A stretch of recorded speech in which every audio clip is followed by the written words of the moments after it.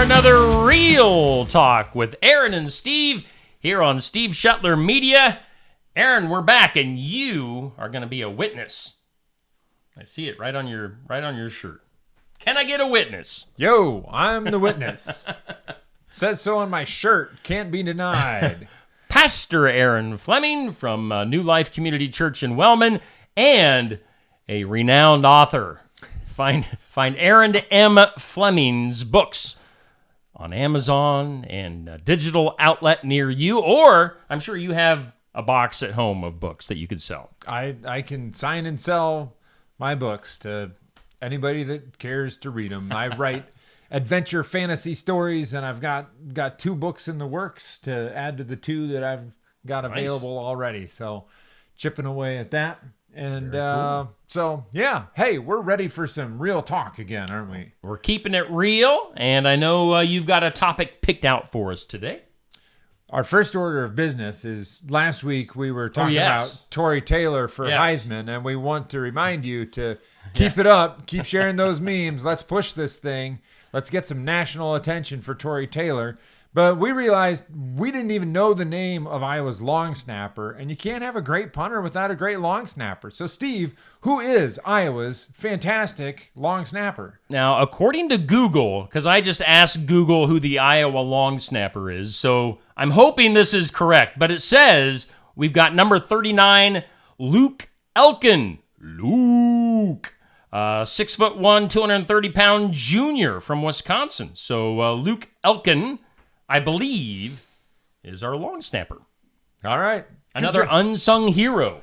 Good job, Luke. Keep it up. We love you, man. And if you want to be on Real Talk with Aaron and Steve, just let us know, Luke. We'd love to have you on.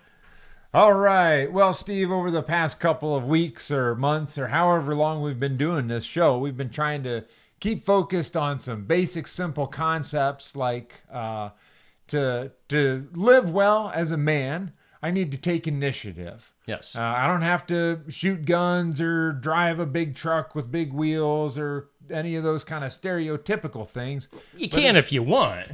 Well, yeah, you sure can. But you don't have to. You don't have to. Yeah. You probably have to be a professional wrestling fan to be a real man. Am I right? Count me in. Hey, you said we keep focused.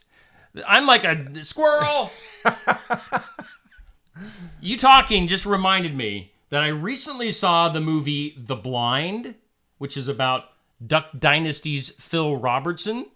And that is a good movie. You might want to go see that or rent it when it comes out because he's a manly man. He's got the super long beard, and he does the duck calls and goes out hunting. But what a great story. I mean, he's lived a life. And it wasn't very pretty at times at all, but he's got it turned around, and he's a man of God. So, just wanted to put a plug in for The Blind. It's a good movie, good family movie, or at least a good movie about how to overcome major obstacles in marriage and life. So, hats off to you, Phil. And he's one of those manly men that hunts and does duck calls and got his life together. And now he's millionaire, billionaire, probably. So Steve has mentioned a couple of times here that I'm a pastor, and probably some of the most common questions that I get as a pastor, people come to me for advice and counsel about their life, and hopefully I'm not terrible at that. But at the heart of it, mostly it's about how do I do life, and how do I have better relationships? And so I'm just saying the most manly thing that we can do is to take initiative and lean into those relationships. Mm-hmm. It is the easiest thing in the world to retreat to our man caves, right? Sure. Yep. Retreat to Facebook, retreat to Netflix. And just get in a little bubble where nobody can bug us, because who likes to be bugged? Yeah. Nobody wants to be bugged. Quit bugging me. I'm busy. Oh, somebody's calling me on my phone. Let me just send it to voicemail. Yeah, who calls anybody anymore? Anyway, you would have to have like voice-to-voice contact with someone. Yeah. And that would be terrible. whoo, send me a text, and then I can decide if it's worth coming out of my man cave. Exactly. Okay, so we jest, Yes. Or do we? or do we? We're really serious. So I have put together a starter pack of 3-word phrases for men to use to improve their relationships. Okay. And so I'll just maybe pick a couple of these and we can talk through some of them. All right. And here's the first one. Are you ready? Hit me. 3 words, except that there's a contraction. So it's actually 4 words, but it looks like 3 words. Here it is. Hey, let's talk.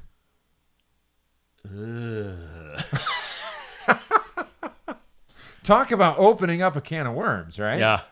Yeah, you could either get an response, or you could get somebody that really likes to talk. Yeah. Blah, blah, blah, blah. Like your wife. Although, that's a good thing. Yeah. And actually, truth is, I think your wife Stacy is probably more of a talker than my wife Melissa. Yeah, Yeah. Melissa's more on the quiet side till you really get to know her. Yeah. So if I said to her, "Hey, let's talk," she would say, "About what?" Yeah. And then I would have. I don't have any trouble talking, as our listeners can tell. But hey, let's talk. And I modified this one, Steve, because we've all heard that question or that phrase in a little bit of a different way, and that is, we need to talk. Yeah. It's the tone that you say it with. Don't ever say to somebody, we need to talk. Don't. It scares the living daylights out of all of us, right? So don't say that. Yeah. Because you say, we need to talk, and the other person knows that they're in trouble. Yeah. Right? You immediately shrink up and try not to be seen. And then you don't get real talk, you get no talk. So, Yeah. Hey, let's talk. Let's just open up the can of worms a little bit and make some space for some conversation in your relationships. And because sometimes just getting started is the hard part. Mm-hmm. Sometimes for those of you out there with daughters, and Steve, you have a daughter. I do. And when your daughters are little, it's maybe easier to play and do fun little things. But those girls start to hit the teen years. And I don't know about you other men with teenage daughters. What do you talk about? But you got to lean into that relationship. Yep. So one thing that I've done irregularly, and I realize I've got a daughter who's a senior in high school. Okay. And she's going away soon. Yeah. And I should probably institute Friday morning breakfast at DJ's Casual Cafe. Put a little plug in for our diner in Wellman. If DJ's wants to be a sponsor, Steve Schottler Media, go right ahead. Dale, if you're watching out there, jump on board. But otherwise, go to DJ's Casual Cafe for all of your breakfast needs in Wellman, Iowa. Yes. So, hey, let's talk. Just open things up a little bit. Ready for another one, Steve? Do it. All right. 3 words to supercharge your relationships. Ding. Go. I don't know. Okay. Whoa. Okay, now this is a tricky one because I don't know can mean 2 different things. It can mean I don't actually know that thing. Mm-hmm. Or it can mean I don't want to talk about it. Yeah. So my kids have thrown that at me many times over the years. Hey, what'd you learn in school today? I don't know. Did you ever get that from Riley? Yes. And I gave that to my mom, too. This is throw our kids under the bus day on Real Talk. What did you learn today? I don't know. What's wrong? I don't know.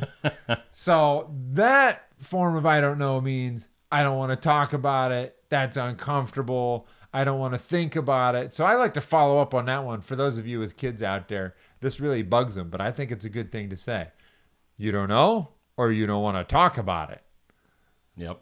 Okay, so But there's another way of saying I don't know, which is coming from a place of humility. Nothing bogs down a conversation, especially a conflict, faster than if I think that I know everything and I can't move on anything and I can't move on any of my opinions. I know what's right. I know what's best. That's just hard for other people to live with. Mm-hmm.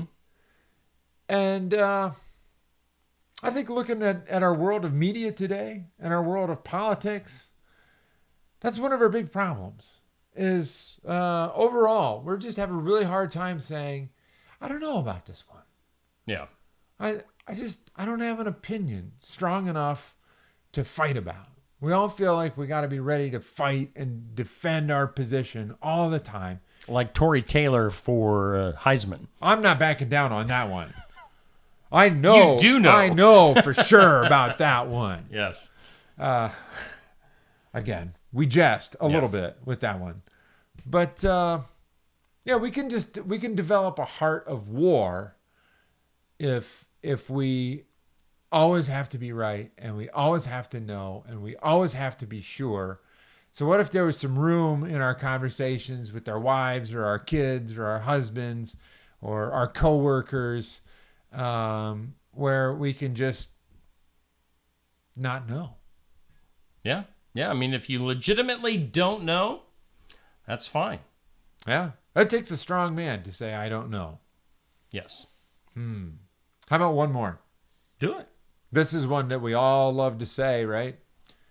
I was wrong. Gotcha with that one, didn't I? You've never really said that, have you? Well, if I was ever wrong, then I would say it, but... No, I get it. Yeah. Ego. I was wrong. And can you say those three words and leave it there without a but? Yeah. I was wrong, but you were more wrong than me. I was wrong, but... And it's that big but that gets us in trouble. And I cannot lie.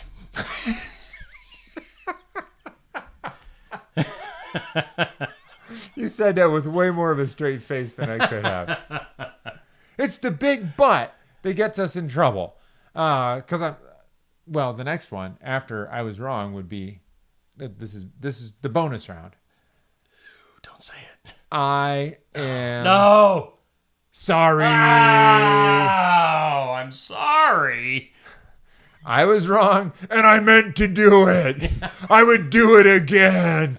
That kind of takes the edge off of the I was wrong, doesn't it? Yeah. I was wrong. I am sorry. I just wonder how many of us could get a lot more traction in our relationships if from time to time we were able to just lay down our defenses and say, I was wrong and I'm sorry. It's easy to do, but it's hard to do too. We might all need to spend some time by ourselves practicing those words. Wasn't there? I'm getting a flashback to Happy Days. This kind of ages me. Did you watch Happy Days much with Fonzie? You know, I didn't have a TV in my home when I was growing up. Okay. So I've heard of Happy Days, Yeah.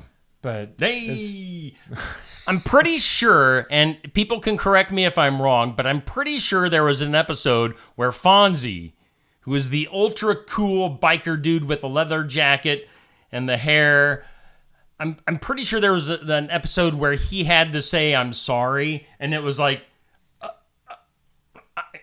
and it took him like forever to spit it out. I could be wrong, but he had to say something that was against kind of what he had always believed. But if Fonzie can say he's sorry, you can too.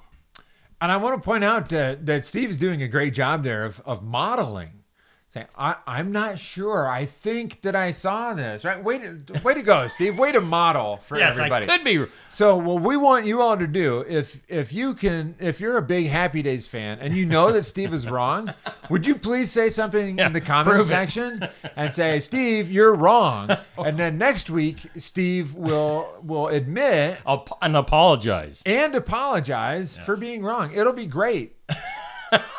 I'll have the hat of shame. I'll be standing in the corner. And I will enjoy it very much. So, all right. Hey, I think we probably better wrap up for now. We'll come back next week with a couple of more simple phrases that you can leverage in your relationships to have closer, warmer, healthier relationships with the people around you, the people at work, your friends at church, your family. And we'll all keep moving forward together. We'll just punt that down the field like Tory Taylor and flip the field. Do it. All right. We'll see you next week here on Steve Shetler Media with Real Talk with Aaron and Steve.